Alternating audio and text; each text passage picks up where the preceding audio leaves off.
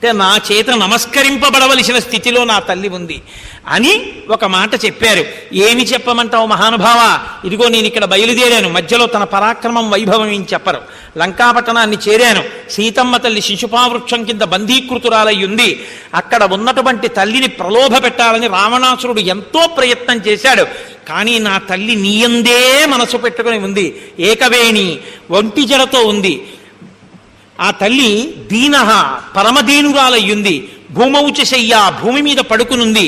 ఆ తల్లి నీయందే మనసు పెట్టుకునుంది, నువ్వే కావాలనుకుంటోంది. 2 నెలల గడువిచ్చాడు రావణుడు. 1 నెల మాత్రమే తాను జీవించి ఉంటానంది.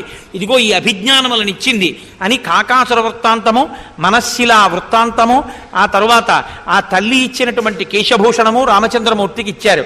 అది చూడగానే రామచంద్రమూర్తికి దశరథ మహారాజు గారు, జనక మహారాజు గారి యొక్క భార్య అయిన సునయన